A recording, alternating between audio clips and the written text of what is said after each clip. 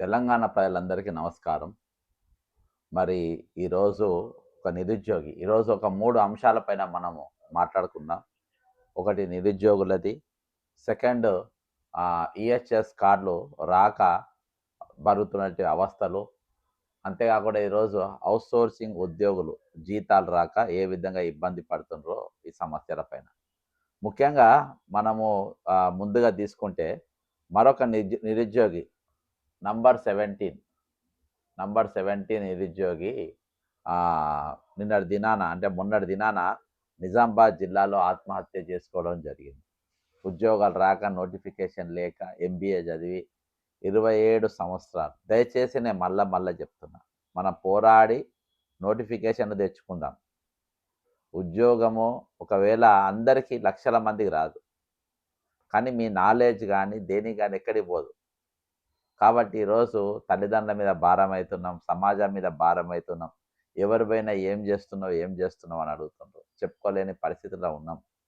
కాబట్టి ఈరోజు చాలామంది ఈ నిరాశ నిస్పృహలకు లోనై ఇటీవల 16 మంది ఈ ప్రభుత్వం వచ్చిన తర్వాత, మరి ఇప్పుడు 17వ నంబరు మరి తమ్ముడు మరి ఎక్కువ మీడియాలో కానీ ఎక్కడ కానీ యూట్యూబ్ ఛానల్ కానీ ఎవరు కూడా పెద్ద కవర్ చేయలేం, మాట్లాడలే.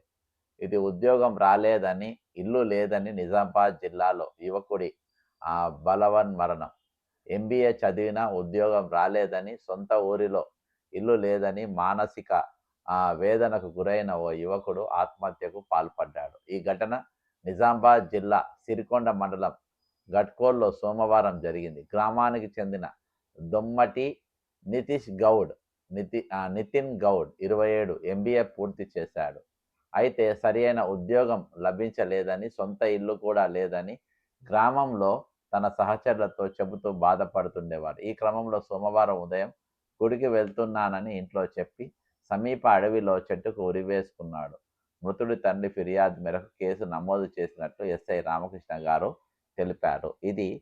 ఒక ఇది ఒక ఆత్మహత్య, మరొక ఆత్మహత్య నిరుద్యోగిది 17.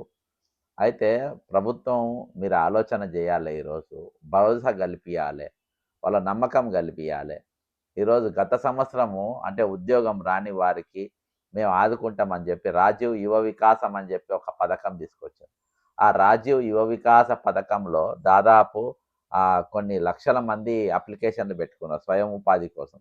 సంవత్సరం గడిచింది, ఇయాటి వరకు ఒక్కరు కూడా ఆ రాజీవ్ యువ వికాసం దాన్ని ఊసెత్తలేరు, దాన్ని మాటెత్తలేరు, అది మాట్లాడతలేరు. అప్లికేషన్ తీసుకున్నారు, ఒకరు వందల రూపాయలు ఖర్చు పెట్టి ఊళ్ళల్లో పోయి మరి వాళ్ళ అప్లికేషన్ నింపి కావాల్సిన డాక్యుమెంట్స్ ఇచ్చి మాకు ఉద్యోగం వస్తలేదు, నిరుద్యోగ భృతి ఇస్తామని చెప్పారు. అది మోసం చేశారు. కనీసం ఇదైనా ఇస్తారేమో అని చెప్పేసి ఆశపడి గత సంవత్సరం తీసుకుపోయి నిరుద్యోగుల ప్రభుత్వం అని చెప్పినారు. నిరుద్యోగులను మరి బస్సులేసి ఊరూరు తిప్పి ఇది రాబోయేది నిరుద్యోగుల ప్రభుత్వం. మరి నిరుద్యోగులతోని అప్పుడు మేనిఫెస్టో చైర్మన్గా ఉన్నటువంటి శ్రీధర్ బాబు గారు చర్చలు జరిపి రేపు వచ్చేది మీ ప్రభుత్వమే, రేపు వాళ్ళు వస్తే ఆ ప్రభుత్వం వస్తే రేపు అంతా మీకు చాలా మంచి జరుగుతుంది అని చెప్పి ప్రగల్భాలు పలికి ఈరోజు వాళ్ళు కనబడకుండా కానరాకుండా ఈరోజు అయిపోయినటువంటి పరిస్థితి. మరి ఈరోజు వీళ్ళ తరపున ఎవరు మాట్లాడతారు, ఎవరు నిలబడతారు, ఎవరు ఉంటారు? ఈరోజు అంతేకాకుండా ప్రియాంక గాంధీ గారిని తీసుకొచ్చారు. వీళ్ళనైతే నమ్మరు, ఆమెనైతే నమ్ముతారని చెప్పి ఆమెను తీసుకొని వచ్చి ఆమెతో చెప్పించారు. ఈరోజు 4,000 నిరుద్యోగ భృతి ఇస్తారు, మీరు ఎవ్వరు కూడా అధైర్యపడాల్సిన అవసరం లేదు, మీకు అందరు కూడా జాబులు వస్తాయి అని చెప్పి వాళ్ళ నిరుద్యోగులతో చర్చలు జరిపి మరి వాళ్లకు బస్సులు ఇచ్చి ఊరూరు తిప్పి ఓట్లు వేపించుకొని గెలిచిన తర్వాత ఈ ఉద్యమానికి చాలా రకాల పేర్లు మరి వాళ్ళని ఎక్కిరియడం, వాళ్ళ గురించి తక్కువ చేసి మాట్లాడడం, ఈరోజు ఇష్టానుసారంగా మరి వ్యవహరించడం జరిగింది. ఈరోజు 16 మంది ప్రభుత్వం వచ్చినాక 16 మంది నిరుద్యోగులు ఇయాల్టికి తమ ప్రాణాలు కోల్పోవడం జరిగింది, ఆత్మహత్య చేసుకోవడం జరిగింది. అందుకని మేమైనా మాట్లాడే ప్రయత్నం చేస్తే మరి రేవంత్ రెడ్డి గారు హిందూ పేపర్ యాజమాన్యం ముందు కూర్చొని నేను 67,000 నౌకర్లు ఇచ్చేసిన, 20,534 నౌకర్లు ఇచ్చేసిన అని చెప్పి సిగ్గు లేకుండా పచ్చి అబద్ధం ఒక ముఖ్యమంత్రి స్థాయిలో ఉన్నటువంటి వ్యక్తి మరి ఇంత పచ్చి అబద్ధం చెప్పొచ్చునా? ఈరోజు ఏ విధంగా చెప్తా ఉన్నారు? ఈరోజు ఇవాళ నేను తెల్లారిపోయి మరి ఇట్లా చెప్పినారు కదా, మరి నోటిఫికేషన్ లేదు చూపిమని టీజీపీఎస్సీ ఆఫీస్కి పోయి మరి అక్కడ ఎంప్లాయ్మెంట్ ఎక్స్చేంజ్ ఆఫీస్కి పోయి అక్కడ నేను కమిషన్కి పోయి అక్కడ నేను కూర్చుంటే వాళ్ళు ఒక నోటిఫికేషన్ చూపించే ప్రయత్నం లేరు. ఇవాళ ఒరిజినల్గా అమెరికన్ హెల్త్లా ఇచ్చిన పోస్టు కూడా వీళ్ళ దాంట్లో కలుపుకొని వాళ్ళు ఒరిజినల్గా ఎంప్లాయ్మెంట్ కమిషన్కి వెళ్ళి వచ్చిన పోస్ట్ ఏంటంటే కేవలం 4,000 పోస్టు తక్కిన మెడికల్ హెల్త్ వాళ్ళ బోర్డు ద్వారా వేయించుకున్న పోస్టు. సరే ఏదున్నా తెలంగాణ ప్రభుత్వం ఇచ్చింది, మొత్తం టోటల్గా ఇచ్చింది 13,000 నౌకర్లు మాత్రమే, అంతకుమించి వాళ్ళు ఇవ్వలేదు. ఇవాళ నోటిఫికేషన్ లేవు. ఇవాళకి జాబ్ క్యాలెండర్ గురించి ఊసెత్తలేరు, జాబ్ గ్యారంటీ గురించి మాట్లాడతలేరు. జాబ్ క్యాలెండర్ గురించి అసలు ఏమైందో దాని గురించి చర్చ లేదు ఎక్కడ. అసలు దాని గురించి అడిగిన పాపాన కూడా పోలేని పరిస్థితి లేదు. ఈరోజు అంటే మీరు ఇస్తామన్న నిరుద్యోగ భృతి 4,000 రూపాయలు ఇవ్వలేదు, మీరు ఇస్తామన్న జాబ్ క్యాలెండర్ ఇవ్వలేదు. ఇస్తే ఎప్పటి ఖాళీలు అప్పుడు నింపుతూనే ఉంటారు. దానికి ఈరోజు ఆంధ్రప్రదేశ్లో జాబ్ క్యాలెండర్ పెట్టిండ్రు. పక్క రాష్ట్రాల్లో మనం ఎవరితోనైతే పోరాడి వారితో మనం విడిపోయినాము, ఎవరైతే మనం దోచుకుంటుందని చెప్పిండ్రో వాళ్ళతో మనం విడిపోయి ఈరోజు మనం ప్రత్యేకమైన రాష్ట్రం తెచ్చుకొని ఈరోజు మన రాష్ట్రంలో మనం ఇబ్బంది పడే పరిస్థితి, మన రాష్ట్రంలో మనం కష్టపడే పరిస్థితి, మన రాష్ట్రంలో ఈరోజు ఇంకా ఎవరైతే తెలంగాణ ఉద్యమంలో ముందు వరుస నిలబడ్డారు, రేపు తెలంగాణ వచ్చినాక మేము పరీక్షలు రాస్తామని చెప్పేసి మరి పేపర్ జింపి అవతల పడేసి ఈరోజు వాళ్ళు మా తెలంగాణ వచ్చినాక చేసుకుంటాం ఆ నౌకర్లు చేసుకుంటాం అన్న వాళ్ళు ఈరోజు ఆత్మహత్య చేసుకుంటారు. ఇవాళకి తెలంగాణ ఏర్పడి దాదాపు ఇప్పటికి 12 సంవత్సరాలు గడిచినా ఇవాళకి జాబ్ క్యాలెండర్ లేదు. ఇవాళకి జాబ్ క్యాలెండర్ గత ప్రభుత్వం 10 సంవత్సరాలు ముంచింది. ఈ ప్రభుత్వం 2.5 సంవత్సరాలు గడిచినా ఇవాళకి జాబ్ క్యాలెండర్ ఊసెత్తలేరు, దాని గురించి మాట్లాడుతూనే లేరు. ఇక 4 సంవత్సరాలకు ఒకసారి నోటిఫికేషన్లు పడ్డ తర్వాత మరి వీళ్ళు ఏ విధంగా ప్రిపేర్ అవుతారు? ఒక డిఎస్సి ఒకటే 2 ఏళ్ల కింద ఇచ్చారు, తక్కువనే అన్ని 4 సంవత్సరాలు అయింది ఇప్పటికి నోటిఫికేషన్లు ఇచ్చి. ఆ 4 సంవత్సరాల నోటిఫికేషన్ వాళ్ళ ఏజ్ ఏ విధంగా పెరగకుండా ఉంటే వాళ్ళ వయసు ఎక్కడుందో అక్కడనే ఉంటుందా? వాళ్ళ వయసు పెరగదా? ఈరోజు 4 సంవత్సరాలు అయింది నోటిఫికేషన్లు ఇచ్చి, వాళ్ళ వయసు పెరగరా? గతంలో ఇదే డిమాండ్తో ఉంటే అప్పుడు కేసీఆర్ గారు పెంచారు, మరి ఇప్పుడు రేవంత్ రెడ్డి గారు పెంచాలి కదా అదే వయసుతో, అదే 4 సంవత్సరాలు నేను పెంచుతున్నాను, కరెక్ట్ కాదు కదా. ఈరోజు దయచేసి మీరు ఈరోజు ఇటువంటి మరణాలు ఆగాలంటే దయచేసి నేను యువతకు కూడా, తెలంగాణ యువతకు కూడా చెప్తున్నా, నిరుద్యోగులకు కూడా చెప్తున్నా, దయచేసి గట్టి పోరాటం చేయాల్సిన అవసరం ఉన్నది, గట్టి ఉద్యమం చేయాల్సిన అవసరం ఉన్నది. ఇవాళ 3 సమస్యలతో ముగ్గురిని నేను ముందు పెట్టుకొని ఈరోజు చర్చకు వచ్చిన. ఈరోజు ఇంత పెద్ద సబ్జెక్ట్ 17వ అబ్బాయి నితిన్ గౌడ్ 17th మెంబర్ ఈరోజు ఆత్మహత్య చేసుకున్నారు. ఈరోజు మనం చూస్తూ ఉన్నాం ఈ నెల రోజులలో ఇద్దరు గౌడ్ పిల్లలు ఆత్మహత్య చేసుకున్నారు. ఇద్దరు బీసీ వాళ్ళే. ఒక ఆయన ఆర్టీసీ కాపాడుకోవడానికి శంకర్ గౌడ్ గారు ఆత్మహత్య చేసుకుంటారు. అదే ఆర్టీసీ మంత్రిగా పొన్నం ప్రభాకర్ గారు ఉంటారు. మరి మేము మీతో చర్చలు జరుపుతాం. ఒక పొన్నం ప్రభాకర్ గారు ఉన్న తర్వాత ఒక బీసీ శాఖ మంత్రి కూడా ఆయన దగ్గరనే ఉంటుంది. ఒక బీసీ శాఖ మంత్రి దగ్గర ఉన్నాక ఇన్ని బీసీ పార్టీలు పుట్టిన తర్వాత ఈరోజు ఆయన ఇంతమంది ఉన్నా మా తరఫున మాట్లాడతారు, కొట్లాడతారనే భరోసా శంకర్ గౌడ్కి ఎందుకు ఇవ్వలేకపోయారు? ఈరోజు శంకర్ గౌడ్ ఆత్మహత్య, ఈరోజు నితిన్ గౌడ్ గారు ఆత్మహత్య. ఆ అబ్బాయి ఈరోజు 27 సంవత్సరాలు. ఈరోజు ఒక యుద్ధం చేయాల్సిన వయసు, సెటిల్ అవ్వాల్సిన వయసు, కుటుంబాన్ని కాపాడుకోవాల్సిన వయసు, ఊరును కాపాడుకోవాల్సిన వయసు, రాష్ట్రాన్ని కాపాడుకోవాల్సిన వయసు, దేశాన్ని కాపాడుకోవాల్సిన వయసు. ఈరోజు ఆయన ఆత్మహత్య చేసుకున్నాడంటే 17వ వ్యక్తి. మనం దీని మీద ఎందుకు చర్చ లేదు? ఈ వార్త ఎందుకు బయటకు ఒక ఏబిఎన్ వచ్చింది, వేస్ న్యూస్లా వస్తే నాకు వరంగల్కి ఒక అబ్బాయి నిన్న పంపడం జరిగింది. నిన్న జర్నీలో ఉండే నేను సాయంత్రం నేను. కాబట్టి ఇవాళ దీని గురించి ఎందుకు చర్చ లేదు, ఎందుకు మాట్లాడతలేరు? ఒక ప్రాణానికి విలువ లేదా? ఈరోజు ప్రాణాలకు విలువ లేకుండా ఈరోజు తెలంగాణ రాజ్యం ఉన్నది. తెలంగాణ రాష్ట్ర రేవంత్ రెడ్డి గారి రాజ్యం ఎట్లున్నదంటే ఈరోజు ఒక ఆత్మహత్య అంటే ఈరోజు విలువ లేకుండా పోయింది, ఒక ప్రాణం పోయిందంటే విలువ లేకుండా పోయింది. ఒక ఆయన ఈరోజు తన ప్రాణాన్ని కోల్పోయిండు, తన బలవన్మరణం చేసుకున్నాడు. ఈరోజు మనం ఇస్తామన్న ఉద్యోగాలు ఇవ్వకుంటే, ఈరోజు వాళ్ళ భరోసా కల్పించకుంటే ఈరోజు ఒక అబ్బాయి చనిపోయిందని చెప్తాను. దీనిపైన ఒక చర్చ లేదు. ఇది అంత ఇంపార్టెంట్ అని వీళ్ళు అనుకుంటలేరా? ఈరోజు ఇంకా పైగా టీజీపీఎస్సీ కమిషన్ చైర్మన్ గారు ఎవరున్నారు? ఈరోజు బుర్ర వెంకటేశం గౌడ్ గారు ఉన్నారు. బుర్ర వెంకటేశం గౌడ్ గారు టీజీపీఎస్సీ చైర్మన్గా ఉంటారు. పొన్నం ప్రభాకర్ గౌడ్ గారు బీసీ వెల్ఫేర్ మంత్రిగా ఉంటాడు. ఈరోజు ఒక బీసీ బిడ్డ, ఒక గౌడ్ బిడ్డ ఈరోజు ఆత్మహత్య కాయకు వచ్చింది. వాస్తవానికి అది ఫెరోషియస్ కమ్యూనిటీ, అది ఫైటింగ్ స్పిరిట్స్ ఉన్న కమ్యూనిటీ. ఎందుకు భరోసా ఇవ్వలేకపోతున్నారు ఎవరైనా? ఈరోజు ఎందుకు ఎవరు మాట్లాడలేకపోతున్నారు? నీ తరపున మేము ఉన్నామని చెప్పుకోలేక ఎంత పోతుండ్రు. కాబట్టి దీనిపైన ప్రభుత్వం 100% దీనిపైన స్టడీ చేయాల్సిన అవసరం ఉంది. వాళ్ళతో చర్చలు జరపాల్సిన అవసరం ఉంది. రాజీవ్ యువ వికాసం ఏమైందో చెప్పాల్సిన అవసరం ఉంది. రాజీవ్ యువ వికాసం గురించి ఎందుకు మాట్లాడతలేరో అవసరం ఉంది. ప్రభుత్వం ఇప్పటికైనా వెంటనే జాబ్ క్యాలెండర్ ప్రకటించాలి. ఏ డిపార్ట్మెంట్లో ఎన్నెన్ని ఖాళీలు ఉన్నాయి ఏకకాలంగా అవన్నీ ప్రకటన చేయాల్సిన అవసరం ఉంది. మీ ముఖాలు చూసి ఎవరు నమ్మి ఓటేయలేదు. మిమ్మల్ని చూసి ఎవరు రోడ్డెక్కి ఓటేయలేదు. మిమ్మల్ని చూసి ఎవరు కూడా ఈరోజు ఊర్లల్లో ఓటేయడానికి రెడీగా లేకుండే నిరుద్యోగులు రోడ్లపైకి వచ్చి ఎప్పుడైతే మరి నర్సంపేట అమ్మాయి ఆత్మహత్య చేసుకున్నదో ఉద్యోగం కోసం, అక్కడికి వెళ్ళి ఉద్యమం నిరుద్యోగులు ఏక తాటిపైకి వచ్చిండ్రు. ఏక తాటిపైన వాళ్ళ తల్లిదండ్రులు చెప్పినా చెప్పకున్నా అందరు వన్ సైడ్ కాంగ్రెస్ పార్టీకి గుద్ది ఓట్లేసి ఈరోజు గెలిపించినట్టు పరిస్థితి. అటువంటి ప్రభుత్వం ఈరోజు మరొక యువకుడు ఒక నిరుద్యోగి మరణానికి కారణమైంది.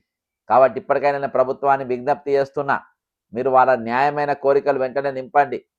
ఈరోజు మీరు ఏవైతే గ్యారంటీ లేని రుణాలు అనేది రాజీవ్ యువ వికాసం కింద ఇస్తామన్నారో అవి వెంటనే మీరు మంజూరు చేయాలి. సంవత్సరం గడిచింది ఇవ్వాలి కదా, దాన్ని ఊసెత్తలేరు. అంతేకాకుండా 4000 నిరుద్యోగ వృత్తి ఇస్తామని చెప్పారు. ఆ 4000 నిరుద్యోగ వృత్తి ఇమ్మీడియట్గా దింపాలి. అంతేకాకుండా పోలీసు నౌకర్లు 20,000 ఇవ్వాల్సిన అవసరం 5,000 ఇస్తామంటున్నారు. కానీ 30,000 ఖాళీలు ఉన్నాయి. కనీసం 20,000 పోస్టులు ఇవ్వాలి అని చెప్పేసి ఈరోజు డిమాండ్ చేస్తున్నారు. అంతేకాకుండా ఈరోజు ఏజ్ రిలాక్సేషన్ అనేది ఉండాలి. ఈరోజు 36, 37 కానిస్టేబుల్ ఎస్ఐకి 36, 37 మీరు ఏజ్ లిమిట్ అనేది పెంచాల్సిన అవసరం, వయోపరిమితి పెంచాల్సిన అవసరం ఉంది. అంతేకాకుండా గ్రూప్ 1కు మరి డిప్యూటీ డిఓలకు మరి వేరే పోస్ట్ అందరికి కూడా అన్నిటి కూడా ఈరోజు 49 సంవత్సరాలు పెంచాలని వారు కోరుకుంటా ఉన్నారు. ఈరోజు ప్రతి ఖాళీ కూడా మీరు ఆ ఖాళీల పైన మొత్తం ఒక మ్యాప్ తయారు చేసి అవన్నీ కూడా ఇంపీరియర్గా నింపాల్సిన అవసరం ఉందని చెప్పేసి ఈ సందర్భంగా విజ్ఞప్తి చేస్తున్న ప్రభుత్వానికి.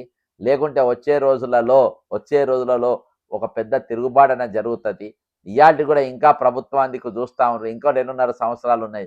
ఏమన్నా చేస్తారా మీరు ఏం చేస్తలేరు కాబట్టి వీళ్ళు చేసుకుంటుంది. ఇక అర్థమైందా? వీళ్ళు ఏం చేస్తలేరు కాబట్టి వీళ్ళు చేసుకుంటారు. కాబట్టి ఆలోచన వెంటనే చేయాలి. ఇమీడియట్గా ఏజ్ రిలాక్షన్ ఇవ్వాలి. మీరు ఖాళీలో నింపాలి. జాబ్ క్యాలెండర్ ఇమీడియట్ రిలీజ్ చేయాలి. 4,000 నిరుద్యోగ భృతి ఇవ్వాలి. అంతేకాకుండా ఈరోజు టీజీపీఎస్సీ ఇస్తామన్న 4 నిరుద్యోగ భృతి ఇవ్వకుండా టీజీపీఎస్సీ ఫీజు ఏకంగా 1000 రూపాయలు పెంచేసింది. ఇక సరే మీరు ఎన్ని పోస్టులు పెంచితే ఎంతమంది పరీక్షలు రాస్తే ఈరోజు మీకు అన్ని పైసలు వస్తాయి. ఆ పైసలు కూడా కావాలి కదా. ఈరోజు మీ దుకాణం అంటే అదే కదా. మీకు ఎంత కావాలంటే అన్ని పైసలు వస్తాయి. కాబట్టి ఈరోజు ప్రభుత్వం పెద్దగా ఆలోచన చేయాలి, మంచిగా ఆలోచన చేయాలి, మనిషి లెక్క ఆలోచన చేయాలని చెప్పేసి నేను మీ అందరిని కూడా ఈరోజు విజ్ఞప్తి చేస్తూ ఉన్నా. ఇక మరొక సబ్జెక్ట్కి వస్తే ఈరోజు అవుట్సోర్సింగ్ ఎంప్లాయీస్కు దాదాపు ఇప్పటికీ 4 నెలలకెళ్ళి జీతాలు లేవు. 4 నెలలు, 6 నెలలు. నిన్నటి దినాన కోటి మెడికల్ అండ్ హెల్త్ వాళ్ళు అవుట్సోర్సింగ్ ఎంప్లాయీస్ నిన్న ధర్నా చేశారు. ఒకసారి వాళ్ళు అసలు ఎట్లా బతుకుతారు, ఏంటిది, ఏ విధంగా బతుకుతారని కొంతమంది నిన్న ఇచ్చినటువంటి వాయిస్లు ఒకసారి ప్రభుత్వ పెద్దలు వింటే మీకు ఇది వినన్నా ఏమన్నా అనిపిస్తుంది. ఒకసారి చూద్దాం. నా పేరు దుర్గం శ్రీనివాస్. నేను Telangana medical and health outsourcing contract employees trade union రాష్ట్ర అధ్యక్షుని. వైద్య ఆరోగ్య కుటుంబ సంక్షేమ శాఖలో పనిచేస్తున్నటువంటి శానిటేషన్ వర్కర్ నుండి వెల్నెస్ సెంటర్లో పనిచేసేటువంటి అవుట్సోర్సింగ్ డాక్టర్, మరి అన్ని ఆసుపత్రుల్లో పనిచేసేటువంటి కాంట్రాక్ట్ డాక్టర్లు అందరి సమస్యల గురించి పరిష్కార దిశగా మేము పోయిన 9 తారీఖు నాడు ప్రభుత్వానికి అటు చీఫ్ సెక్రటరీ గారికి, అటు హెల్త్ సెక్రటరీ గారికి, సంబంధిత డిఎంఈ, డిహెచ్, హెల్త్ కమిషనర్ గారికి అందరికీ కూడా మేము రిప్రజెంటేషన్ అంటే ధర్నా నోటీస్ ఇవ్వడం జరిగింది. ఆ ధర్నాలో ప్రధానంగా డిమాండ్ ఏంటంటే ఏజెన్సీలు నెలల తరబడి జీతాలు ఇస్తలేవు. వాళ్లకు ప్రతి గవర్నమెంట్ లా ఏ డిలే అయినప్పటికీ కూడా 3 నెలల లోపు జీతాలు ఇవ్వాలని అగ్రిమెంట్ ఉన్నప్పటికీ కూడా ఏ ఏజెన్సీ కూడా జీతాలు ఇవ్వట్లేదు. కాబట్టి ఆ దళారీ ఏజెన్సీలను రద్దు చేసి ప్రభుత్వమే నేరుగా లేదా కార్పొరేషన్ ద్వారా జీతాలు ఇవ్వాలని చెప్పేసి మేము ప్రధానంగా డిమాండ్ పెట్టుకొని నెలల తరబడి జీతాలు లేనందున మేము ధర్నా నోటీస్ ఇచ్చినప్పటికీ కూడా పట్టించుకునే సందర్భంలో మేము 15 తారీఖు నుంచి అన్ని ప్రభుత్వ ఆసుపత్రుల్లో 22 తారీఖు వరకు కూడా రాష్ట్ర వ్యాప్తంగా ఉన్న ప్రభుత్వ ఆసుపత్రులలో ధర్నాలు, నిరసనలు చేసినాం. అయినప్పటికీ కూడా పట్టించుకున్నప్పుడు డిఎంహెచ్ఎస్ క్యాంప్ ఆఫీస్ ను ముట్టడిస్తామని చెప్పేసి మేము ముందుగానే ధర్నా నోటీస్ ఇచ్చినాం. ఆ ఆ పద్ధతిలోనే ఈ రోజు ఈ వైద్య ఆరోగ్య శాఖలో పనిచేసేటువంటి శానిటేషన్ వర్కర్ నుంచి అన్ని విభాగాల అన్ని క్యాడర్ ఉద్యోగులందరూ కూడా ఇక్కడికి రావడం జరిగింది. మా ప్రధాన డిమాండ్ ఇవాళ 3 నెలల నుంచి 104 లో పనిచేసే వాళ్ళకు 10 నెలల నుంచి శానిటేషన్ వర్కర్లకు 4-5 నెలల నుంచి వివిధ క్యాడర్లో పనిచేసేటువంటి వివిధ డిపార్ట్మెంట్లో పనిచేసేటువంటి ఉద్యోగులకు జీతాలు లేకపోతే ఎట్లా బతుకుతారని చెప్పేసి మేము ప్రధానంగా ప్రభుత్వాన్ని డిమాండ్ చేస్తా ఉన్నాం. ఇవాళ ఎమ్మెల్యేలు, మంత్రులు, ముఖ్యమంత్రి గారు ఏ డేట్ నాడు మీరు జీతాలు తీసుకుంటారు? మీరు అది వీళ్ళు ఇక జీతాలు లేక కొంతమంది అయితే ఈరోజు నమ్మకుండా పరిస్థితులు అయిపోయింది. వాళ్ళ ఇళ్ళల్లో వెళ్ళిపోయి మేము అవుట్ సోర్సింగ్ ఎంప్లాయీస్ మేమందరం కూడా పేషెంట్ కి మాకు కూడా సేమ్ 4 months నుంచి రావట్లేదు.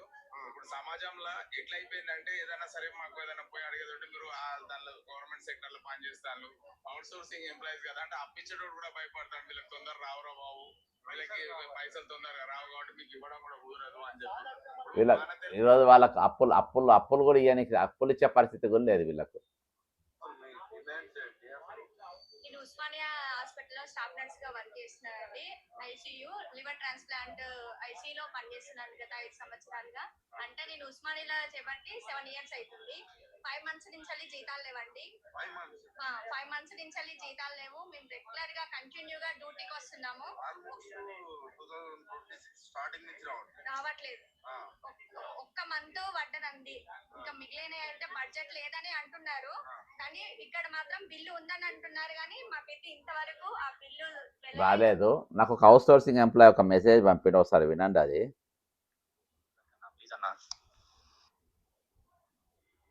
జడ్సన్ గారు, లక్ష్మణ్ లాగా మీరు కూడా చాలా చదువుకున్న వాళ్ళు కదా సార్, ఎందుకు సార్ నాకు ఈ పరిస్థితి? మా శాలరీ ఐఎఫ్ఎంఎస్ ద్వారా ఇస్తే భారమా? గుత్తేదారులకి శాలరీ మాకు ఇస్తే భారమా? మా కష్టం మాకు ఇస్తే భారమా? రేవంత్ రెడ్డి సార్ తెలియదు చేయండి సార్. తెలిసి కూడా ఆయన ఆ విధంగా ఆడుతున్నాడు సార్. మేము చదువుకున్న కొద్దిమంది ఉన్నాం సార్, మనకు తెలిసిన వాళ్ళం. అసలు తెలియని ద్వారా ఓటేసి గెలిపించుకున్నాడు సార్. అది మీకు తెలుసు సార్. నేను కక్క విషయాన్ని చెప్పడం ఉంటుంది సార్. మాకు న్యాయం చేయండి, మా బ్రతుకులు మార్చండి ప్లీజ్. మీ వల్ల అవుతుంది, అంజిరెడ్డి సార్ వల్ల అవుతుంది, లక్ష్మణ్ వల్ల అవుతుంది. మీరు ప్రభుత్వం నిలదీయండి సార్. ఇస్తే ఏమవుతుంది? మీకు దొరకట్లేదా? మీకు రాజకీయంగా పర్సెంటేజ్ దొరకట్లేదా? నిలదీయండి సార్. సామాన్య ప్రజలంగా సార్, మాకు ఒకసారి అవకాశం చెప్పి మేము నిలుపుకోలేకపోయినాం సార్. ప్రజాస్వామ్యం మీరు కడిగి పారేయచ్చు సార్. ఎన్నోసార్లు అడగొచ్చు సార్. మీకు హక్కు ఉంది సార్, మీకు రైట్స్ ఉన్నాయి, మాకు లేవు సార్. ప్లీజ్ సార్, లక్ష్మణ్ అన్న, జడ్సన్ అన్న, ప్లీజ్ అన్న. ఇది పులి లక్ష్మయ్య గారిని మమ్మల్ని ఉద్దేశించి మాట్లాడి ఇవాళ ఎట్లన్నా వెళ్ళి ఇప్పిమని చెప్పి ఇప్పటికీ 4 నెలలు 5 నెలలకి వెళ్ళి జీతాలు లెక్క ఏ విధంగా ఉంటారు చెప్పండి. ఇంకా మధ్యలో ఈ బ్రోకర్ వ్యవస్థ ఎందుకు? బ్రోకర్ వ్యవస్థ దేనికోసం అని ఈ బ్రోకర్ వ్యవస్థ మధ్యలో ఉన్నది. ఆ బ్రోకర్ వ్యవస్థ లేకుండా ఈరోజు దళారీ వ్యవస్థ లేకుండా ఈరోజు ఇవ్వాలి కదా, అట్లా ఇస్తే బాగుంటుంది కదా అని చెప్పేసి ఈరోజు అందరూ కూడా ఈరోజు అవుట్ సోర్సింగ్ ఎంప్లాయీస్ నిన్న దాదాపు వేలాది మంది కోటికి వచ్చి మాకు న్యాయం చేయాలని చెప్పేసి వేలాది మంది నా కోటికి వచ్చి నిన్న ధర్నాలు చేయడం జరిగింది. కాబట్టి ప్రభుత్వం ఈ విధంగా జీతాలు 4-5 నెలలు జీతాలు ఇవ్వకుండా వాళ్ళు ఎట్లా బతుకుతారు? రేవంత్ రెడ్డి గారు, బట్టి విక్రమార్క గారు, మరి పైన ఉన్న 4 పెద్దలు మీరంతా ఆలోచన చేయాలి కదా, ఏ విధంగా బతుకుతారు? వీళ్ళకు పూట ఎట్లా గలుస్తుంది? వీళ్ళు ఏ విధంగా వీళ్ళు ఇళ్ళల్లో మరి అన్నం తింటారు? 4 ఏళ్ళు ఏ విధంగా, 5 ఏళ్ళు ఏ విధంగా వాళ్ళకు భోజనం కడుపులో పోతుందనే ఆలోచన ఈరోజు ప్రభుత్వం చేయాలి కదా. ఎందుకు చేస్తలేదు? దేనికోసం చేస్తలేదు? ఈరోజు వాళ్ళ డబ్బులు దళారీలు ఎందుకు మధ్యలో? ఇంకా దళారీ వ్యవస్థను తీసేయాలని పక్క రాష్ట్రం తీసేసింది కదా, కార్పొరేషన్ చేసింది కదా. ఈరోజు వాళ్ళ జీతం వాళ్ళకి వస్తాయి కదా, వాళ్ళ జిఎస్టీ కట్టు, వాళ్ళ కమిషన్, వీళ్ళ కమిషన్, వీళ్ళ జీతాలల్లో సగానికి కంటే ఎక్కువ ఈరోజు కమిషన్లకే పోతుంది. వీళ్ళు మందిని రాదానికి నౌకర్లు చేయనీకి ఉన్నది, కానీ వీళ్ళ కోసం వీళ్ళు నౌకర్లు చేస్తున్నట్టు లేదు, వీళ్ళ కోసం వీళ్ళు ఉద్యోగాలు చేస్తున్నట్టు లేదు. కాబట్టి ప్రభుత్వం ఈ విధమైన ఆలోచన చేయొద్దు. ఇంకా మీరు మొండి వైఖరితోని వ్యవహరించద్దు. ఉద్యమం అనేది ఇంకా ఉధృతంగా కాకముందు మీరు మంచి ముఖ్యమంత్రిగా మీరు మిగిలాలని, మంచి ముఖ్యమంత్రి లెక్క మీరు ఉండాలని చెప్పేసి ఈరోజు అందరూ కూడా కోరుకుంటా ఉండరు. ఈరోజు వాళ్ళ జీవితాలతో ఆడుకొని ఈరోజు వాళ్ళ డబ్బులు మీరు దిగమింగి వాళ్ళ డబ్బులు మీరు వాడుకొని ఈరోజు వాళ్ళతోని ఇది చేయొద్దు. కాబట్టి ఈరోజు రకరకాల మెసేజ్లు, చాలా ఫోన్లు, సార్ మా పైసలు ఇప్పాను, 4 నెలలకే జీతాలు వస్తలేవని ఒకళ్ళు. అవుట్ సోర్సింగ్ ఏజెంట్ 5 నెలలు 104లో 10 నెలలకే జీతాలు లేవంటే ఎట్లా బతుకుతారు? 10 నెలలకెళ్ళి, 5 నెలలకెళ్ళి, 6 నెలలకెళ్ళి జీతాలు లేకుండా ఎట్లకెళ్ళి బతుకుతారు? ఎందుకు ఆలోచన చేస్తలేరు? ఈరోజు వ్యక్తిగత దూషణకు పాల్పడుతుంది ప్రతిపక్షం, కానీ ఈరోజు వీళ్ళ జీతాలు లేకుండా వీళ్ళు ఎట్లా బతుకుతారని ఏ ప్రతిపక్షం ఎందుకు అడుగుతలేదు? ఏ మేధావి ఎందుకు అడుగుతలేరు? ఎవరు ప్రశ్న గొంతుకలు ఎందుకు మాట్లాడతలేరు? ఎందుకు నిలబడతలేరు ఈరోజు వాళ్ళ తరపున? వాళ్ళ కుటుంబ పోషణ ఏ విధంగా జరుగుతుందనే ఆలోచన ఎందుకు చేస్తలేదు? ఈరోజు మాకు ఏం జరిగినా మాకు అవసరం లేదు, వాళ్ళు సచ్చినా బతికినా మాకు అవసరం లేదు, మా పదవులు మాకున్నాయి, మేము మంచిగా ఉన్నాం అనుకుంటే మీరు అని మీరు అనుకుంటున్నారా? రాజకీయంగా అదేనా ఈరోజు మనం అనుకునేది? రాజకీయంగా ఇదేనా మనం మాట్లాడుకునేది? కాబట్టి ఈరోజు ప్రభుత్వం, ప్రతిపక్షాల మీ పాత్ర మీరు పూర్తిగా నిర్వహించలేకపోతున్నారు. కాబట్టి ఈరోజు ముఖ్యమంత్రి గారు పెట్టరేగిపోతున్నారు. ఈరోజు ఎస్బీఐ బ్యాంకులను కూడా బ్లాక్మెయిల్ చేసే కాడికి వచ్చింది. ఎస్బీఐ బ్యాంకులను బ్లాక్మెయిల్ చేసే కాడికి వచ్చింది. ఈరోజు నేనేదో పొడుస్తా చేస్తానని చెప్పి మెట్రో తీసుకున్నాడు. అర్థమైందా? డబ్బులు లేవంటారు, అన్నిటికీ తీసుకుంటారు. ఈరోజు ఉల్టా ప్రభుత్వం పైన భారం పడే పరిస్థితి ఉన్నది. కానీ ఈరోజు అవుట్సోర్సింగ్ వల్ల మాత్రం వాళ్ళ జీతాలు ఇవ్వడానికి పైసలు లేవనంటారు. మూసి ప్రక్షాళన కోసం పైసలు కావాలని అంటారు. అర్థం కేంద్రానికి పోయి మిలిటరీ వాళ్ళ భూములు మా డిఫెన్స్ ల్యాండ్స్ కొంటా అంటారు 500 కోట్ల రూపాయలు పెట్టి. మరి 4, 5 నెలలు వాళ్ళు కష్టపడి వాళ్ళు నౌకరీ చేసి వాళ్ళ జీతాలు వాళ్ళు ఇవ్వనికి ఏం రోగమే నీకు? ఏం రోగం నీకు? ఏం సమస్య వచ్చింది ఈరోజు వాళ్ళ జీతాలు వాళ్ళకి ఇవ్వనికి? ఈరోజు నువ్వు ఎందుకు మాట్లాడతలేవు? ఈరోజు ఎందుకు మాట్లాడతలేవు? నమస్తే బ్రదర్, నేను లైవ్లో తీసుకున్నా, లైవ్లో తీసుకున్నా. ఏం లేదు, ఇప్పుడు నాకు మెసేజ్ పంపిండు బ్రదర్, లైవ్లో వినిపించిన, మాకు జీతాలు లేవన్నా మధ్య దళార్లతో ఇప్పిస్తా ఉండ్రు, ఇప్పుడు 4 నెలలకెళ్ళి జీతాలు లేవు, 5 నెలలకెళ్ళి జీతాలు లేవు, 10 నెలలకెళ్ళి జీతాలు లేవు, మేము ఎట్లా బతకాలి? మా గురించి ఎవరు మాట్లాడతలేరు, ఎవరు ప్రశ్నిస్తలేరు. మా జీతం కంటే ఎక్కువ ఈరోజు దళార్లకే మేము ఎక్కువ కమిషన్లు వాళ్ళకే ఎక్కువ పోతున్నాయి, జిఎస్టీ అని అదని ఇదని. ఏంది మా పరిస్థితి అని చెప్పి నాకు మెసేజ్ పెట్టిండు. ఏది? మన లక్ష్మణ్ అన్న పేరు తీసుకొని. బ్రదర్కు ఫోన్ చేసిన, ఆయన లేపుతలేడు, అంటే ఆయన ఫోన్ ఏదో బిజీగా ఉంది. ఏంది బ్రదర్, సుధాకర్ బ్రదర్, నిన్న మెడికల్ హెల్త్ అవుట్సోర్సింగ్ ఎంప్లాయీ ధర్నా చేస్తే పోయినా నన్ను పిలిస్తే, వాళ్ళందరినీ ఆడ కూర్చొని ఒక్కొక్కరికి 5-5 ఏళ్ళకి 5-5 నెలలకే జీతాలు లేవంట. ఏంది పరిస్థితి ఇది? అది తెలంగాణ గవర్నమెంట్ పేరుకి ఏమైతుందంటే పెద్దగా చూపిస్తుంది, ఇచ్చేది మాత్రం 6 నెలలకి 7 నెలలకి 8 నెలలకి ఇట్లా ఇచ్చుకుంటూ వస్తుంది. తర్వాత వచ్చేసి సంక్షేమ శాఖ ఉంది, సోషల్ వెల్ఫేర్, దాంట్లో కొంతమంది 13 నెలల నుంచి కూడా జీతాలు లేని పరిస్థితి అన్న. ఇప్పుడు శానిటేషన్ వాళ్ళకి 10 నెలలకి లేవంట శానిటేషన్. అది దీంట్లో వీళ్ళకి కూడా సోషల్ వెల్ఫేర్ దాంట్లో కూడా 13 నెలల నుంచి లేని వాళ్ళు కూడా ఉన్నారు దాంట్లో. ఇప్పుడు ఈ దీంట్లో ఇప్పుడు మామూలుగా ఏంటంటే ప్రమాద బీమా కల్పిస్తాం 60 లక్షలు అని చెప్పన్నారు. రే సరే, చేసిన పనికి ప్రతి నెల సక్రమంగా శాలరీ ఏంట్రా బాబు అని చెప్పంటే, చచ్చిపోయిన తర్వాత 60 లక్షలు ఇస్తావు, 1,20 లక్షలు ఇస్తావు, ఎవరికి కావాలి? మనిషి ఉన్న తర్వాత చేసిన పనికి సమాన వేతనం ఇవ్వమని చెప్పంటున్నాం. ఏజెన్సీని ఎత్తివేయమని చెప్పంటున్నాం. ఏజెన్సీ వల్ల నష్టం జరుగుతుందని చెప్తున్నాం. ఏజెన్సీ వల్ల నష్టం పూర్తలేనిది అని చెప్పారంటే, మీరు ఎప్పుడుకో వచ్చే దాని గురించి ఇస్తున్నాం అని చెప్పని పేపర్ల మీద చూపియటమే తప్ప ఇచ్చింది ఏముంటది వాళ్ళకి? అంటే ఇప్పుడు ఇచ్చే అమౌంట్ కోసం మేము కష్టపడి పని చేసినందుకు మాకు జీతం ఇవ్వని మేము అడుగుతుంటే, అరే బాబు నువ్వు చచ్చిపోరా నీకు 60 లక్షలు ఇస్తామని చెప్తున్నారు చెప్తుంది ప్రభుత్వం. ఇప్పుడు మన నాగరాజు చచ్చిపోయింది ఇచ్చిండ్రా 50 లక్షలు, మన శ్రీధర చచ్చిపోయింది ఇచ్చిండ్రా 50 లక్షలు. అదే కదా, ఇప్పుడు అట్లా ఎంతమందో ఇప్పుడు దగ్గర మా దాంట్లో వచ్చేసి ఈ 8 సంవత్సరాలలో 111 మంది చనిపోయారు. సుధాకర్ బ్రదరు, మనం అది ఆ అంశం ఇవాళ సరే రూలింగ్ పార్టీ ఇట్లా చేస్తుంది. ఈరోజు ప్రధాన ప్రతిపక్షంగా దాదాపు 10 ప్రతిపక్ష పార్టీలు ఉన్నాయి. 10 ప్రతిపక్ష పార్టీలు 10 ఉన్నాయి. ఏది ఇచ్చిన పార్టీస్, తోక పార్టీలు, ఆ పార్టీలు ఈ పార్టీలు కలిసి. ఈరోజు బీఆర్ఎస్ కానీ, బీజేపీ కానీ, లేకుంటే ఈరోజు కోదండరామ్ పార్టీ కానీ, ఇన్ని పార్టీలు ఉన్నాయి. ఈ పార్టీలు ఎందుకు మాట్లాడతలేరు? ఎందుకు అడుగుతలేరు? ఇంతమంది చచ్చిపోతా ఉంటే, ఇంతమంది అసలు బాస్తూ ఉంటే, ఉద్యోగ సంఘాలు అంటే అయిపోయిన వాడి పిండం పెట్టినాం కానీ ఈరోజు ఎందుకు అడుగుతలేరు? ఇప్పుడు ఒకటేంటంటే సార్, ఉద్యోగ సంఘాలు ఉన్నాయి అని చెప్పంటే, నేను ప్రతిపక్షాలు అంటున్నా.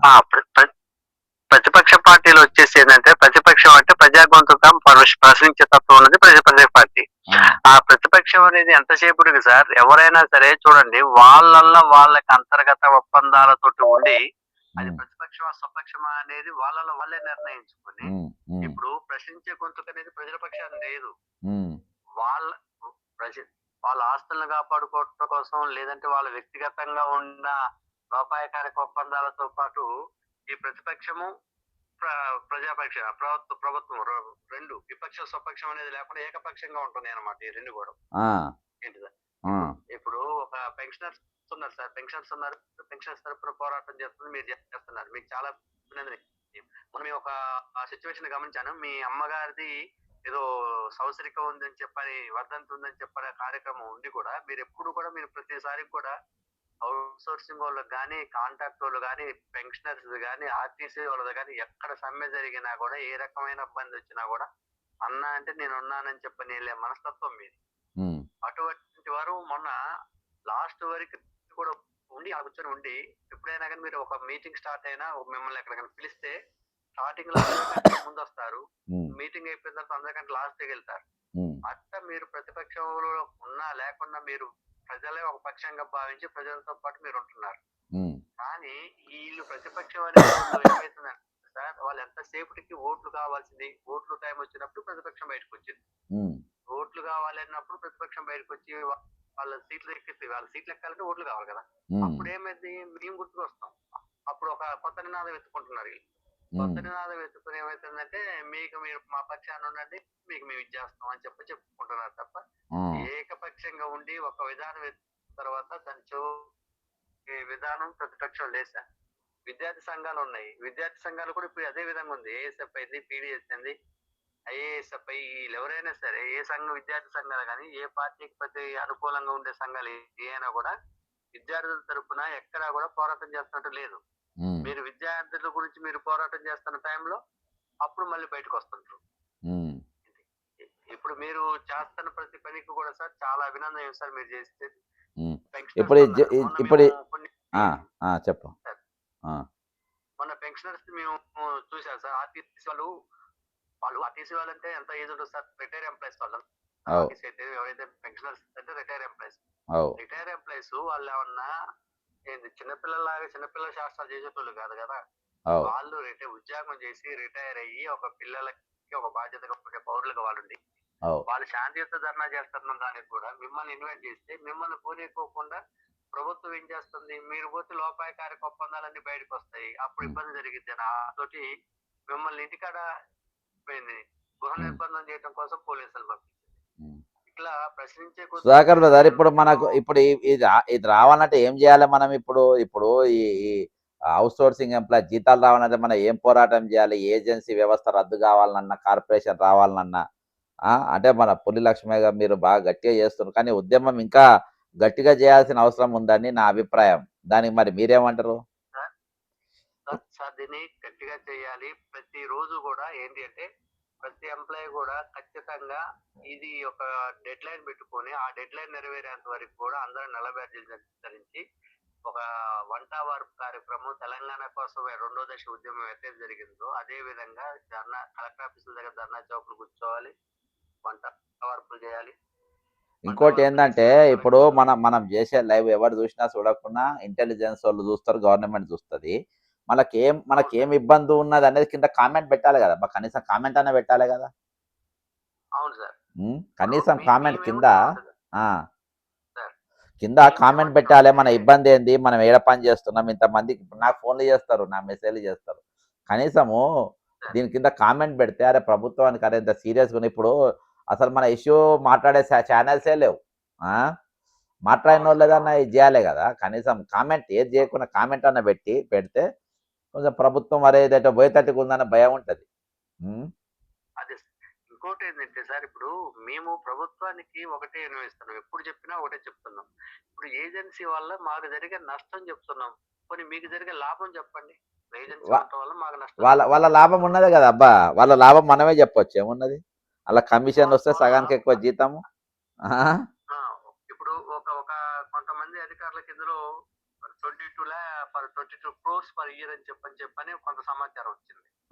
ఏంటి 22 కోట్లు ఒక పెద్ద నాయకులకి సంవత్సరానికి 22 కోట్లు అందుతుంది దీని ద్వారా, ఏజెన్సీల ద్వారా చెప్పని వచ్చింది. ఇప్పుడు అదే మీరు లెక్కేసుకొని ఇప్పుడు మా ద్వారా ఇప్పుడు 5 లక్షల మంది దగ్గర 22 కోట్లు 5 లక్షల మంది దగ్గర తీసుకునే బదులు మేము మాతో కూర్చొని చర్చించుకుంటే అది కూడా మేము మాట్లాడడానికి సిద్ధంగానే ఉన్నాం. ఇప్పుడు బ్రదర్ అవుట్ సోర్సింగ్ ఇది ఒరిజినల్గా ఏంటంటే ఇవాళ అవుట్ సోర్సింగ్ మనం దూపైతే నీళ్ళు తాగుతారు చూసినావా, బాగా దూప ఎండలో పోయి వచ్చినాక నీళ్ళు ఎట్లా తాగుతారు, గుట్కలు వేసుకుంటే తాగుతారు. అట్లా ఇవాళ అవుట్ సోర్సింగ్ ఎంప్లాయీస్ యొక్క రక్తము ప్రభుత్వ పెద్దలు కానీ అధికారులు కానీ అట్లా తాగుతున్నారు అబ్బా. ఇంతమంది చనిపోయినా వాళ్ళ లెక్క అట్టనే తాగుతున్నారు, గుట్కలు వేసుకుంటూ తాగుతున్నారు. గుర్తుపెట్టుకో, ఉత్తగా తాగుతలేరు, అవును సార్. గుట్కలు వేసుకుంటా అవుట్ సోర్సింగ్ ఎంప్లాయీస్ రక్తము వాళ్ళ కష్టము అట్లా తాగుతున్నారు. నిన్న వర్షం పడ్డది అక్కడ ధర్నా కాడ మొత్తం కింద పచ్చిగున్నది, దానిపైన కార్పెట్లు వేసిండ్రు. ఆ కార్పెట్లు వేసిన కుచ్చుకున్న కింద కూర్చున్నాక ఏమవుతుంది, ఆ పచ్చిదనము పైకి వచ్చి అయినా పాపం అలానే కూర్చుండ్రు. నేను చూస్తున్నా, గమనిస్తున్నా. నిన్న ధర్నా కాడ అక్కడ కోటిలా ఆ డిఎంఈ ఆఫీస్ కాడ వీళ్ళది ధర్నా కింద వర్షం పడ్డది మన రాత్రి, పచ్చిగుండి కార్పెట్ వేసి అందులోకి పచ్చిగా వచ్చింది. పాపం అట్లనే కూర్చుంటా, లేవకుంటే అట్టనే కూర్చున్నారు ధర్నాలో. అయ్యో మాకేమన్నా అవుతుందేమో అని. అంత ఆశతోని వాళ్ళు కూర్చున్నప్పుడు మా సొంతలో కూడా సిగ్గు అనిపిస్తాయి అబ్బా, మేము ఒక ధర్నా పోయి మేము మాట్లాడి మాతోని అంటే నేను ఒక రాజకీయ పార్టీ లేదు, నాకు ఒక తాడు లేదు, బొంగరం లేని వ్యక్తిని.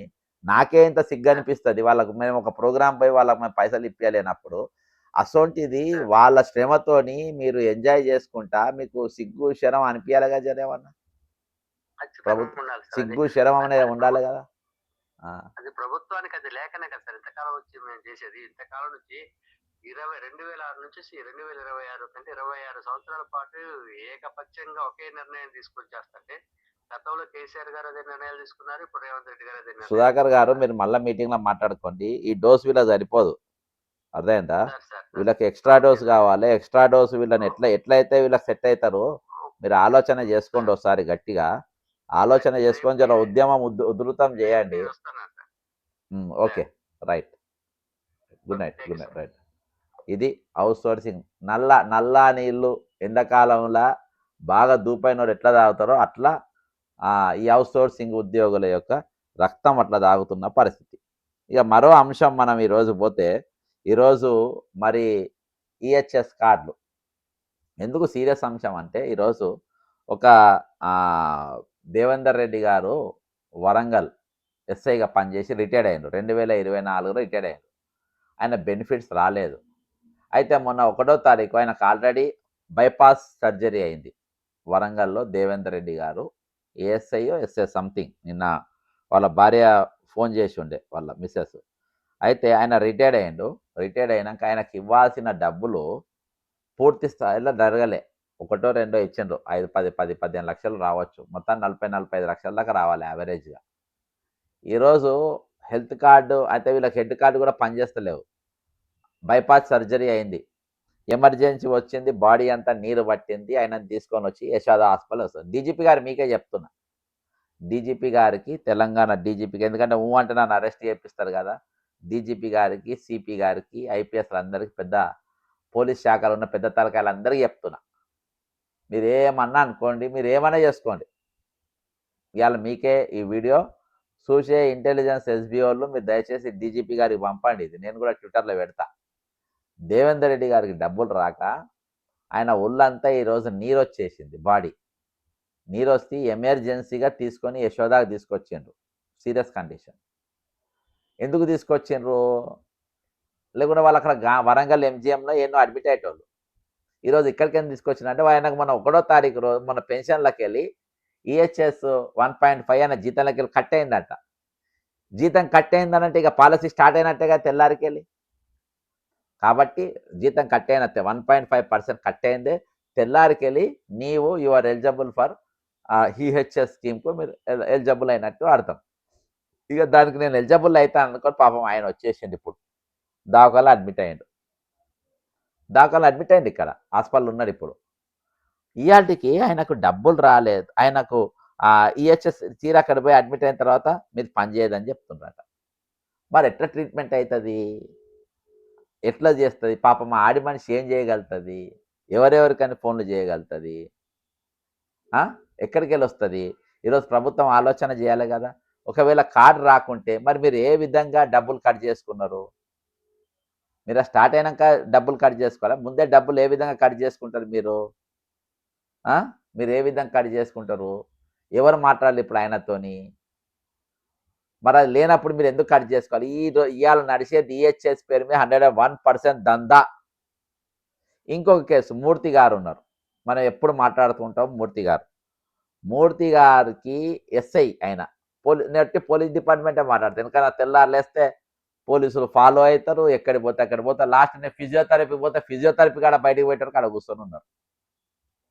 అర్థమైందా? సరే మీరు ఏమైనా చేసుకొని నేను నా ఎంబడి పడుతుండే అది ఇది దానికి చెప్పుకొని నేను ఇదేం కాదు కానీ నేను ఫిజియోథెరపీకి పోయేది కూడా అక్కడికి కూడా వచ్చేసి లోపలికి వచ్చి తొంగి చూసిందానంటే ఇంత భయంకరమా? ఇంత ఫిజియోథెరపీకి నేను ట్రీట్మెంట్ కోసం పోతే అక్కడ కూడా వచ్చి తొంగి చూసి ఇంట్లో ఏం చేస్తుండే, ఎవరితో మాట్లాడుతుండే, లోపలికి ఇట్లా కట్టని చేసి చూస్తుండ్రు. నేను మంచం మీద కూర్చున్నా లోపల నా ట్రీట్మెంట్ నడుస్తూ ఉంటే. అయితే ఈరోజు నా మీద ఫోకస్ పెట్టదా? మీ డ్యూటీ మీరు బరాబర్ చేస్తే నాకు అవసరమే లేదు. మీ డ్యూటీ మీరు బరాబర్ చేస్తే నా అవసరమే లేదు. ఈరోజు ఎస్ఐ మూర్తి గారు గతంలో అడ్మిట్ అయ్యిండు, అన్ని పత్రికలలో వచ్చినాయి, కండిషన్ చాలా సీరియస్గా ఉందని చెప్పిండ్రు. చెప్తే అప్పుడు జీపీఎఫ్ ఏదో 5 లక్షలు 10 లక్షలు వేసిండ్రు. అవి ఆయన ట్రీట్మెంట్కి సరిపోవు అన్నాడు. ఎందుకంటే ఆయనకి ఈఎన్టీ ప్రాబ్లం ఉంది, లంగ్స్ ప్రాబ్లం ఉంది, హార్ట్ ప్రాబ్లం ఉంది, కిడ్నీ ప్రాబ్లం ఉంది, మల్టీ ఆర్గన్స్ ప్రాబ్లం ఆయనకు ఉన్నది. ఇక ఎందుకు ఈ పైసలు దేనికి రావని సపరేట్ ఇంటికి వెళ్ళిపోయాడు.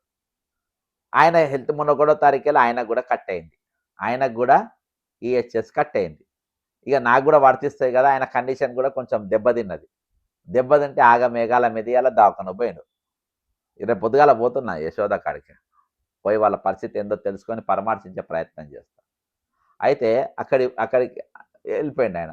పోయినాక ఇక ఇక్కడ కూడా హెల్త్ కార్డు పనిచేస్తలేవంటే వెళ్ళిపోయి రూమ్లో అక్కడ రూమ్ తీసుకొని రూమ్లో అనుకున్నాను. దవాఖానలో తీసుకోలే, హాస్పిటల్ తీసుకోలే ఆయనను.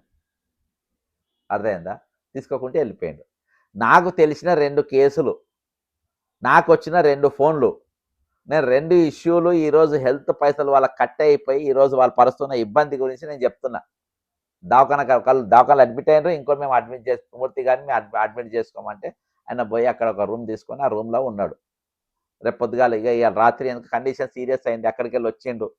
ఇక అందరికి ఫోన్లు కొడుతుండ్రు, ఎవరైనా అప్పులు ఇస్తారేమో అని చెప్పి.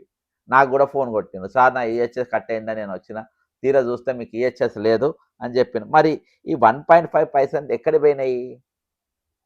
ఎవరో నాకు మెసేజ్ పెట్టారు, ఉద్యోగులకు శుభవార్త అంట.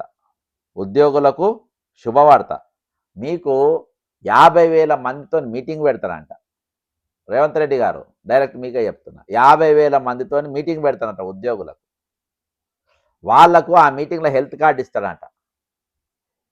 రేవంత్ రెడ్డిగా హెల్త్ కార్డు ఇవాళ మీరు ఏం పుణ్యానికి ఇస్తున్నావా? నువ్వు డబ్బులు కట్టగానే వెంటనే ఇవ్వాల్సిన పైసలు నువ్వేమైనా పుణ్యానికి ఇస్తున్నావు? నువ్వేమైనా దానం చేస్తున్నావా? నువ్వేమైనా దానం చేస్తున్నావా? ఈరోజు 50,000 మందితో మీటింగ్ పెట్టి నువ్వు ఇయ్యనికి నువ్వు ఉచితంగా వాళ్ళకి ట్రీట్మెంట్ అందించే ప్రయత్నం చేస్తున్నావా? కాదు కదా.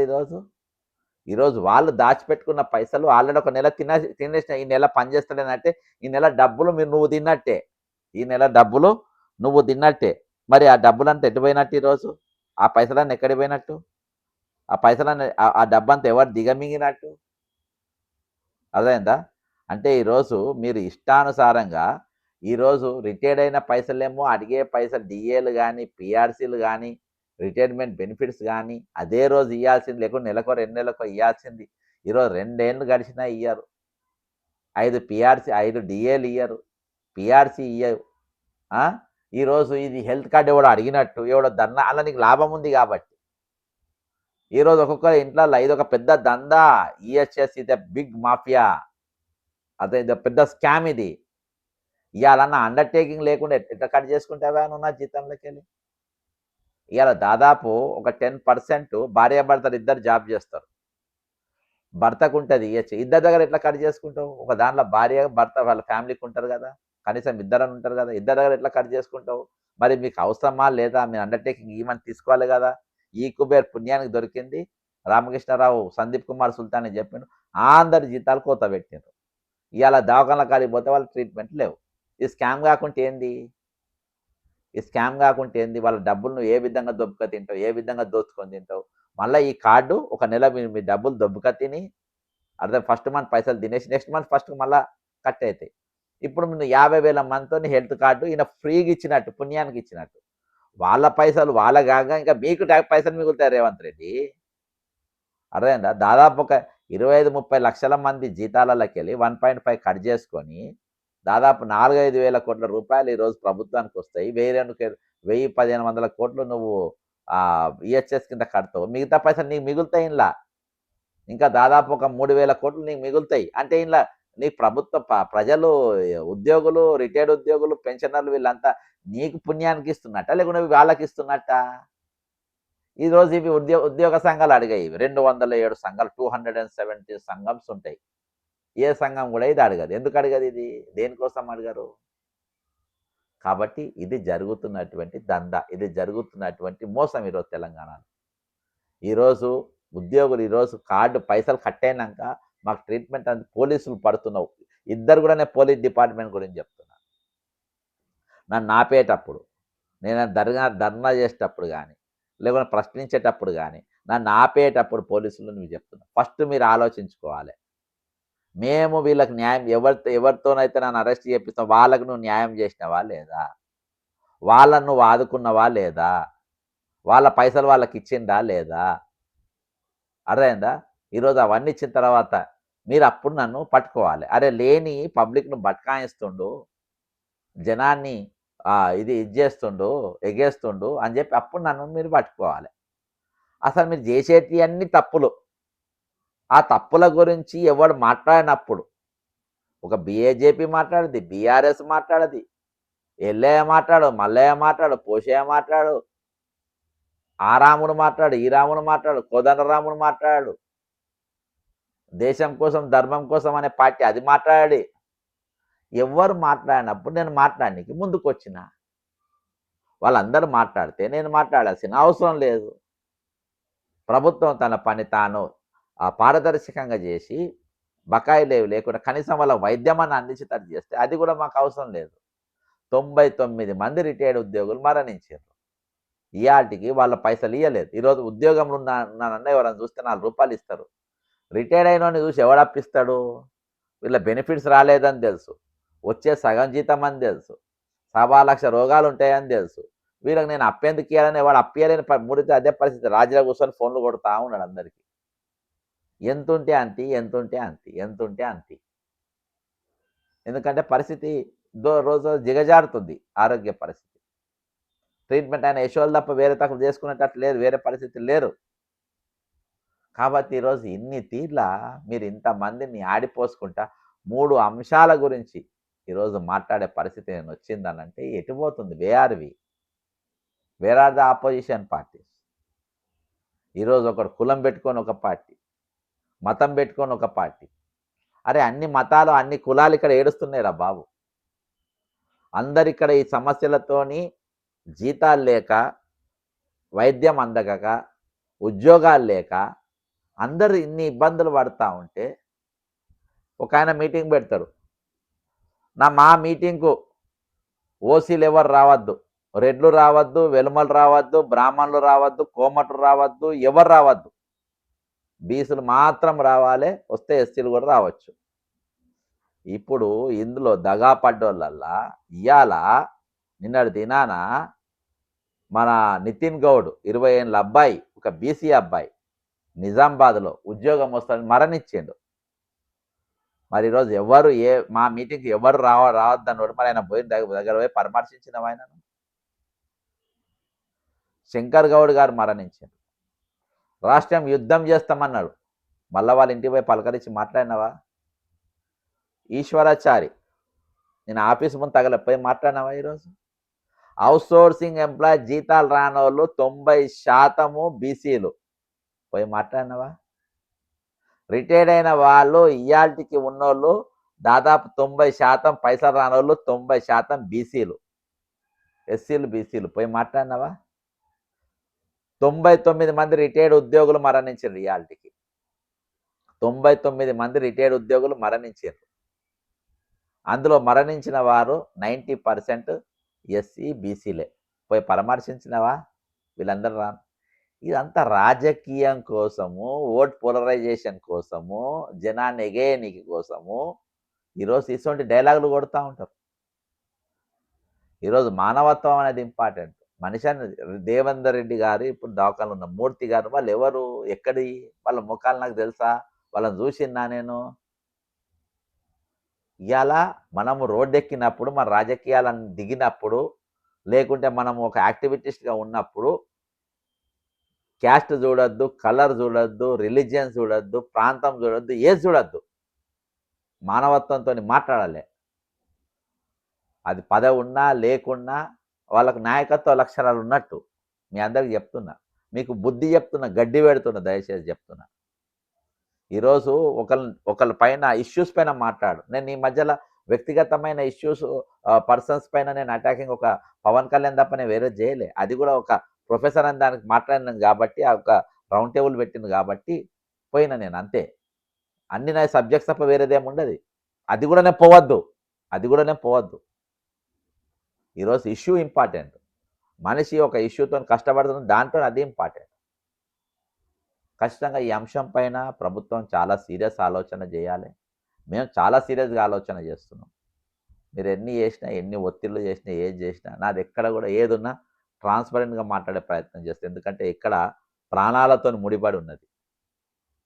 ఇక్కడ నిరుద్యోగుల ప్రాణాలు రాలిపోతున్నాయి. వాళ్ళని కాపాడుకోవాలి. ఈరోజు యంగ్స్టర్స్ అర్థమైందా? వాళ్ళకు నిరుద్యోగులకు నేను అశోక్ నగర్లో వాళ్ళ దగ్గర ఉస్మానియాలో అప్పుడప్పుడు పిల్లలతో నేను మాట్లాడుతూ ఉంటాను. వాళ్ళకున్న జ్ఞానము మీ అసెంబ్లీలో ఉన్నవానికి ఎవరికి లేదు. నేను చెప్తున్నా కదా, నేను ఛాలెంజ్ చేస్తున్నా. నేను నల్గొండ లైబ్రరీ కాడికి పోయినా, లేకుంటే మైబాద్ లైబ్రరీ కాడికి పోయినా, ఖమ్మం లైబ్రరీ కాడ పోయినా వాళ్ళతో వాళ్ళకున్న నాలెడ్జ్, వాళ్ళకున్న ఇది ఈ రాష్ట్రాన్ని నిర్మించగలుగుతారు. వాళ్ళ డిబేట్ చేసిన ఆ జ్ఞానాన్ని వృధాగా పోనీయద్దు. ఆ జ్ఞానాన్ని రాష్ట్ర నిర్మాణం కోసం వాడుకోవాలి. రిటైర్డ్ అయిన వాళ్ళ అనుభవాన్ని మనం వాడుకోవాలి. ఒక లీడర్ అనేటోడు ముఖ్యమంత్రి రేవంత్ రెడ్డి గారు మీరు గుర్తుపెట్టుకోండి.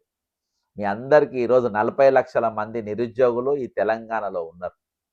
నిరుద్యోగ భృతి 101% ఇవ్వచ్చు. ఏం ప్రాబ్లం ఉండదు. 101%. మీరు పరీక్షలు రాయండి. మీకు రావు కదా, రాజీవ్ యువ వికాస పథకం పెట్టిన మంచి ప్రోగ్రాం, అది ఇవ్వండి. ఈ రాష్ట్రాన్ని నిర్మించడానికి మీరు ఈ పనులు చేయాలి అని వాళ్ళ వర్క్ మనం తీసుకోవాలి. వాళ్ళని తీసుకొని వాళ్ళకి ఇంత టోకెన్, మీ ప్రతి దానికి ఒక టోకెన్ గుర్తింపు మీకు ఇస్తాం. అది ఆర్థికంగా ఇస్తారు, ఎట్లా ఇస్తారని తీయాలి. ఈ రాష్ట్రం మనం వాడుకుంటుందని చెప్పి వాళ్ళు కూడా హ్యాపీగా ఫీల్ అవుతారు. రిటైర్ అయిన వాళ్ళు మీకు ఆల్రెడీ పెన్షన్ ఇది ఇస్తాం, మీకు ఇన్నేళ్ళు పనిచేసింది సార్, మీ అనుభవాన్ని దీనికోసం వాడండి అని వాళ్ళ దగ్గర ఫ్రీ సర్వీస్ తీసుకోవాలి. వాళ్ళ దగ్గర అడ్వైజర్లు తీసుకోవాలి. ఎప్పుడు వాళ్ళ బెనిఫిట్స్ అన్నీ ఇచ్చిన తర్వాత. ఆ విధంగా ఈ రాష్ట్రం అనేది నూతనంగా ఏర్పడ్డ రాష్ట్రం, ఈరోజు అప్పులలో ఇరుక్కపోయిన రాష్ట్రము, ఈరోజు నిరుద్యోగంలో మొదటి స్థానంలో ఉన్న రాష్ట్రము. ఈరోజు ఇవన్నిటికెళ్ళి మనం బయటపడాలంటే 101% మనము ముఖ్యమంత్రి గారు చాలా విశాలమైన ఆలోచనలు చేయాలి. పనికిమాలిన ఒక 4 అడ్వైజర్లను పెట్టుకుంటారు. ఆ అడ్వైజర్లను వాళ్ళ మొయ్యనికే పనికి వస్తుంది. ఒకడేమో ఫోటోలు దిగుతూ ఉంటాడు, బ్యాకులు, బొకేలు, ఫోటోలు. రోజు అదే ఇంత పైజామా వేసుకుంటాం అడ్వైజర్. ఇంకో అడ్వైజర్ ఏమో మందిని తిట్టుకుంటూ తిరుగుతాడు. ఇంకో అడ్వైజర్ ఏమో ఆయనను మనమే పోయి పరామర్శించాలి, ఇంకొక వేరే పార్టీ. ఇటువంటి అడ్వైజర్లు పెట్టుకొని వాళ్ళకి 4-5 లక్షల జీతాలు, వాళ్ళ క్యాబినెట్ ర్యాంకులు, పైనకెళ్ళి పైరవులు, మళ్ళీ వాళ్ళ పిల్లలు కూడా పోస్టులు. కాబట్టి ఇది పరిపాలన తీరు కాదు. ప్రతిపక్షం కూడా తన వైఖరి అనేది పూర్తి స్థాయిలో మీరు నిర్మాణపరంగా జరగాలి. ఈరోజు దోపిడీకి గురైన వర్గాల పైన ఉండాలి. కానీ ఈరోజు బూతులు తిట్టడం ఇది కాదు. ఈరోజు ప్రభుత్వం దానిపైన స్పందించేటట్టుగా మన యుద్ధం ఉండాలి. ఖచ్చితంగా ఇది తీరాలి, లేకుండా స్వస్థం. ఏడున్నది ఇప్పటిదాకా ప్రతిపక్ష వాయిసే లేదు. తెలంగాణ ప్రతిపక్ష పార్టీలు ఉన్నట్టే కనబడతలేవు. Very bad. ఖచ్చితంగా ఈ అంశాలపైన మీరు మీ కామెంట్ చేయండి, మీ అభిప్రాయం తెలియజేయండి. మనం ఖచ్చితంగా ఉద్యమం కొనసాగిస్తూ ఉందాం. ప్రభుత్వం పైన మనం ఒత్తిడి పెంచుతూనే ఉందాం, పారదర్శకంగా, ప్రజాస్వామ్యబద్ధంగా. జై తెలంగాణ, అమరవీరులకు జోహార్లు.